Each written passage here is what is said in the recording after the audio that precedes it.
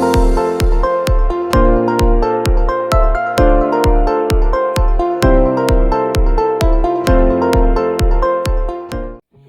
guys, welcome to Big Sister. I hope you guys are having a wonderful New Year's Day.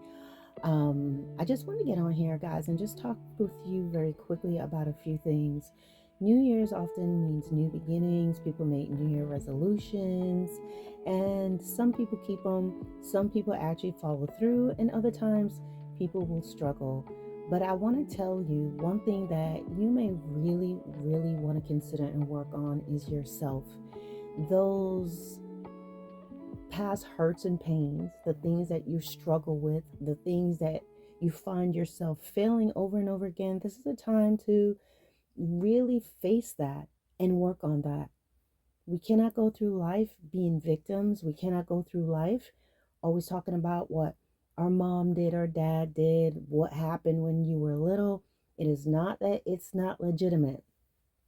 Please understand, I am not dismissing those realities, but there comes a time, especially as you're getting older, that it is going to be your responsibility. How often have we heard of or seen cases where someone has taken a person's life and then their lawyers are talking about their childhood, that they're talking about their mental health, but we hear about their childhood. Their father was in prison, the mother was in prison, they were abusive, they were this, they were that. And sometimes, yeah, they may get some years shaved off, but what they're not going to get is just completely exonerated.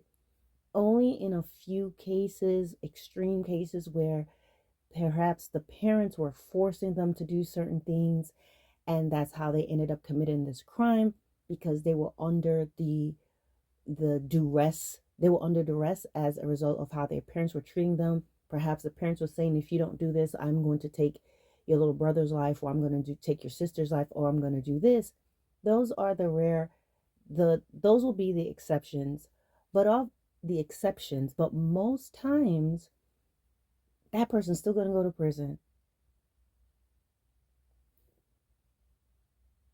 Your past, you can't coast on that. Regardless of whatever has happened to you in the past and whoever did it to you, it's going to be up to you to make the change. It's not fair. Yes, it is sad. Yes, there are people who should be held accountable for the things that they have done. But the reality is, once you become an adult, you're a young adult, or you're in your teen years and you're 18, 19, and and you're past 20, nobody is going to be sympathetic. You have to do the hard work. You have to get the therapy. You have to read those self-help books. If you cannot afford to see a counselor, you don't have that type of health coverage, then social media at this juncture, until something changes in the future, which it can, you there are treasures of counselors that's basically giving free advice. They talk about narcissistic abuse, narcissistic mother, father. They talk about everything you can think of. So you have to seek it out because you don't want to get so comfortable wallowing in your hurt and your pain, and it becomes your crutch. And then you go through life and you're going to find that you're either going to be around people who are behaving or thinking the same way, or you're only going to draw certain people who will continue to repeat the things that maybe you were exposed to when you were growing up, the abuse, the neglect, the disrespect. And the reason why is because you're not clean on the inside. That's the best way to put it. If you're stinking, like spiritually, that's the only way I can put it. Let's just think of, if you went outside and you see a pile of poo, you're going to see a bunch of flies around it. If you drive along the highway and there's a dead carcass on the side of the road, you're ever going to see these birds, scavengers eating on it. There's also going to be the stench that no one is asking for, and there's going to be this grisly sight that's there. A lot of times you're swerving around it. I live around an area where there's deer and all this stuff, and all kinds of things, raccoons, and sometimes you see them along the side of the road, and it's unpleasant. So that is pretty much what begins to happen when you are always nursing your wounds and thinking about what everybody did to you. You're going to draw certain people. You're going to draw people who wants to feed off of that that weakness within you, or whatever it is that makes you unpleasant to be around, or vulnerable. There's normally two extremes. You're going to be vulnerable and people continue to prey on you and do certain things, or you're going to be unpleasant to be around and you're going to be by yourself. No one wants to be around you. No friendship lasts, no relationships last, because you keep doing the same type of things over and over again. Because why? There's something within you that you have to face and you have to deal with.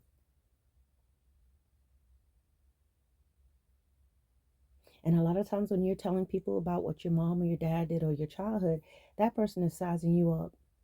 That person's already saying, okay, I can take advantage of this person. Or they're going, okay, let me stay away from this one.